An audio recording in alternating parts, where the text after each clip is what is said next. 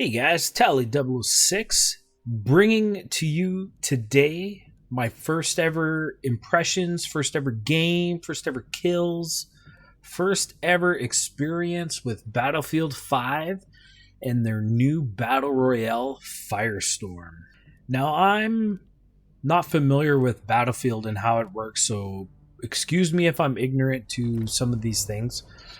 But I noticed right off the bat, it wants you to pick like a specialist, but it mentions that the specialists don't give you any advantages whatsoever. They're basically just there for gaining experience points for that specialist. Maybe that helps out with your multiplayer, and it's basically just cosmetic, which I felt was, kind of a neat take. A little different than gaining skins or anything like in Fortnite or Blackout.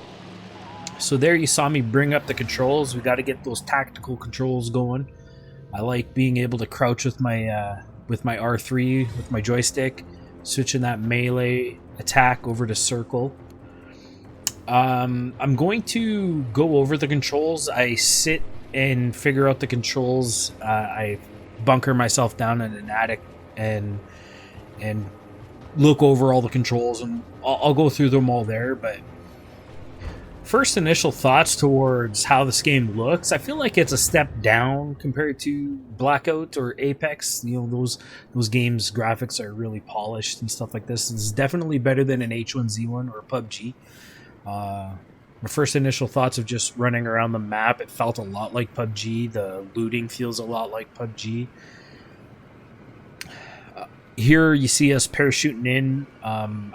I find parachuting is a weird mix between Fortnite and H1Z1.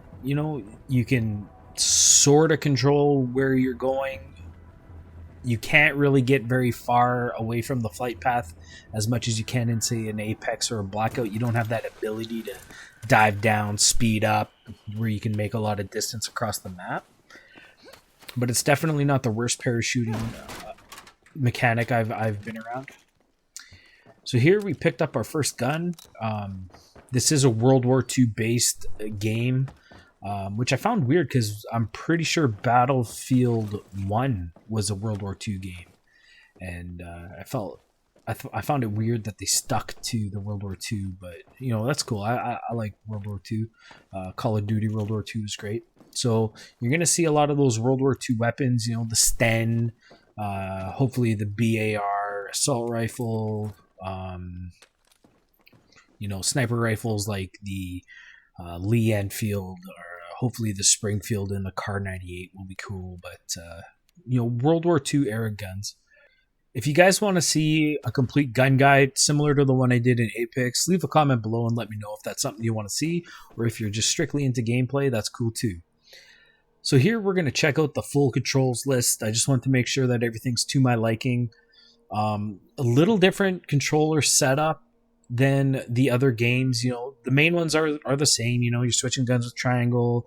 I switched to tactical controls, so melee is circle. My crouch and dive prone is on the R3. Jump with X, interact with square. All that's the same. Where this gets a little different is like where in Call of Duty I can just press R2. Again, I have my things inverted. R2 to throw a grenade. In this, you kind of select it, gadget 1, gadget 2 with left and right. And then you actually have to hit your fire button like you would a gun to actually use it. So there's like an extra step, and that goes for healing, grenades, gadgets, armor. Everything's just that one extra step. So if you're jumping in for the first time, just understand that that's what you need to do. There's just that extra step. It's kind of like equipping it and then using it, and everything's used with that. I use R1, but it'll be R2 for the rest of you. Other than that, you're using the big button in the middle of the controller for your map. There is a pinging system, as you see. I just dropped down there just to try it out. So similar to Apex, you can let your teammates know where you've seen enemies and whatnot. Moving on to the actual gameplay, moving around feels a bit stiff compared to Call of Duty. It's a lot like PUBG in that way. I don't know. It just feels stiff. It's not fluent. All the same mechanics are there, though. You know, you can mantle up things. You can climb ladders. I like the fact that there's no attachments in this game. So as you see, I have a blue gun on the right-hand side there. There's 3 tiers of rarity for weapons. Green being common, blue being rare, purple being epic. And basically all that changes between those rarities is the more attachments that you have on that gun. So this blue SMG that I have here has a kind of like a reflex sight on it. I've heard that other rarities will have less recoil as well. So there's no actual physical attachments to pick up like in Call of Duty Blackout, but there's definitely the reward for finding those rare items. So here we're going to get into our first gunfight. This guy takes a shot at me. I don't know. He must have been a new player too. He pulled out a knife to try to stab me, but I get the kill. First kill of the first game. Already off to a better start than I was Blackout. I just want to touch on the looting and the inventory mechanics of this game. It's a little different to where, so similar to Apex, its ammo takes up inventory slots. There's a cap on total ammo that you can have. So if you have a lot of SMG ammo, you won't be able to have as many, secondary weapons and vice versa. So you got to really make sure you're balancing that out as best as you can. There are different backpacks that you can pick up. You start off with 4 slots, it looks like. You can get the medium backpack, which will give you 2 more, and then there's a large backpack, I think, or small backpack and medium backpack, and you'll get even more room there for some gadgets and stuff. The backpacks do not alter how much more ammo you can take. The ammo is set, it looks like, from the start. It's just getting more, heals, a couple more grenades, stuff like that, mines, and all that stuff. So here we take a look at this guy's driving a tank looking thing. There's 17 or 18 different vehicles that you can drive and maneuver around the map in this game, which is incredible. Anywhere from tanks, cars, Rolls Royces, helicopters. There's amphibious 4-wheeler, I guess you can say, where you can drive into the water and you can get across water really quick because it floats. Helicopters. And from what I've noticed so far, there's nothing loaded into the map that you can't drive. So if it looks like a vehicle, you can probably drive it. I haven't played enough to test that all out, but it's everything's drivable as far as I know. As you saw there, just popping up on the screen, the Firestorm is moving in. You can see it out in the distance there. That's their version of the Storm or the Gas as compared to the other battle royales. We gotta close in everybody and get them to fight and whatnot. It actually moves quite quickly. At the start of every map, it's already cut off half of the map, so that kind of dictates where you're going to be able to land and stuff like that. I haven't been caught in the Firestorm yet. I don't know how damaging it actually is, but I have seen gameplays, and if you are caught near the edge of the Firestorm, it gets super bright and it's hard to see. So if you're caught battling somebody near that edge, just be mindful that if you do get caught kind of in the wall, quotations, that it's super bright and you will not be able to see who's shooting at you or where you're shooting. It's actually quite an experience to watch online. I'm going to get into the final gunfight of this round, my first round ever in Firestorm. This guy kind of just popped out of nowhere hiding in the bush, and I'm still getting used to the gunplay in Battlefield. It's a little different than Call of Duty, and yeah, that's it for the first round. Let's jump right back into another game here. So as you can see, I just landed. Everybody starts with 150 actual health and the ability to add 1 armor plate, which will give you an extra 50 HP. You see there, I have an armor plate. I'm going to equip it right now. And down at the bottom center, you're going to see that I get a purple addition to my health. You can find medium armor and heavy armor throughout the map, which will give you an extra 150 health with that heavy armor. You do need to find armor plates to be able to replenish that armor, of course. And the armor kind of falls off fairly quickly, I've found. Like, even with 3 ticks of armor, you can shred somebody pretty well. For the actual healing and the equipping of the armor, it goes by pretty quick. It's not too long of an ordeal to get healed back up by any means, but it is noteworthy that there is a cooldown time for your medical syringes when you're trying to gain more HP. There is a little bit of a cooldown to before you can pop that next one. It works similar to PUBG in the sense that when you actually, inject yourself with the syringe, it takes a while for that health to actually appear. It'll tell you where your health will be at, and then it takes a little bit of time, as well as the cooldown time. So a little different than, say, Call of Duty, where you basically get your health instantly as soon as the time runs out. Armor plates, takes about 2 to 3 seconds for an armor plate to get switched out, which isn't too bad. I've noticed that you can hide in the trees and the bushes and you're fairly hidden, so it's a good idea to do that while you're healing and stuff, just to keep yourself out of sight. I just want to touch on quickly how I have 2 guns. I have the Lee Enfield, I believe, sniper rifle, and an SMG of some sort. But I also had some ammo for, I believe it was shotgun ammo. No, it's machine gun ammo, like heavy machine gun ammo.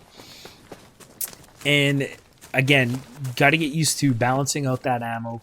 You only want to carry ammo that you are actually in need of, because it does hinder your ability to carry more of the ammo you do need. Another cool addition Firestorm brought to the Battle Royale realm is mission objectives while in a Battle Royale. There will be these resupply drops that become available throughout the map. You can go to them, and I haven't been able to do it yet, so I don't know if I specifically have to press or do anything, but I believe you just kind of hang out in that area for a specific amount of time, kind of like capturing a domination point in Call of Duty, and you will be able to activate that resupply and get some really high tier loot from that spot.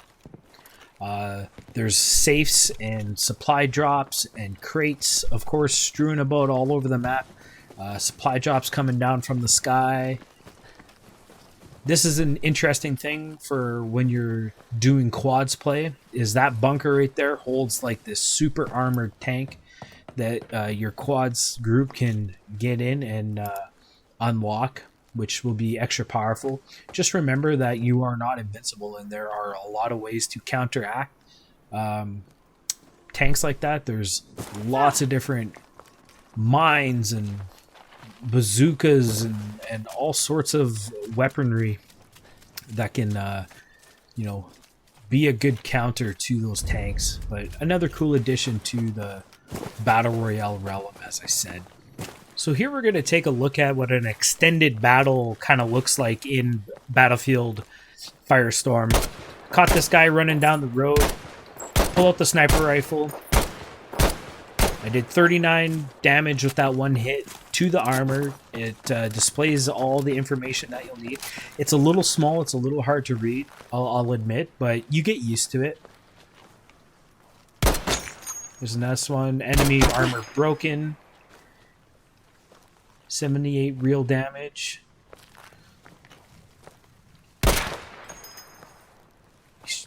He's trying to play tricky. I get him again. Get him again. That's a lot of shots with the sniper rifle. He's still alive, though. I'm going to replenish my armor here. I think while I was replenishing my armor there, he snuck out the other door. I kind of lose track of him here.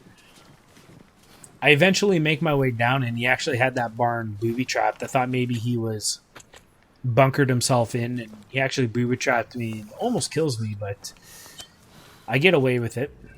Here we're going to see one of the coolest features of Firestorm. Buildings actually can be destroyed. You can shoot them down, grenades and the rocket launchers and grenade launchers and mines and all that explosive stuff does damage to buildings. If you have the heavy machine guns, they can tear through walls of the buildings, and it's actually quite neat because, in this first few games that I played, I've noticed it's a pretty campy type game. People like to hide in their buildings and just peek the windows and whatnot, and this way you can pretty much force their hand and dig them right out. So there, I lost sight of that guy. I'm gonna kind of reposition up the hill here. I actually hear some commotion, and I get some eyes on two guys here. I'm gonna get my first kill of this game. He was getting shot from somebody else. I'm gonna try to get position on that guy. There he is there. I'm gonna see some nice sniper shots here. Again, I only have a green sniper, so I don't have a sight or anything. I'm using iron sights. So some nice shots there. I'm gonna push him because he's weak. Just nice headshot there with the SMG from distance. Did a little bit of damage to me, so I'm gonna get healed up. Still looking for that other guy that he was shooting at, which I believe was the one I was shooting at earlier. So much like Fortnite, when you kill somebody, their loot kind of just scatters around their body, which is unfortunate because sometimes they get stacked up on top of each other, and it's hard to really pick out the stuff that you actually want. So all in all, this is a pretty good game. I'm going to play it some more to really decide if I'm going to, play this game more as compared to Blackout. But those are my first impressions. These were my actual very first two games of the campaign, of the career, of the Battlefield career. 2 games played, 3 kills, and 1 top 10. I think it was a pretty good start. I'm going to let this game play out, and I hope you guys enjoyed. Leave some comments below if you'd like to see more, and we'll see you in the next Battlefield video. Thanks for watching, guys. Peace.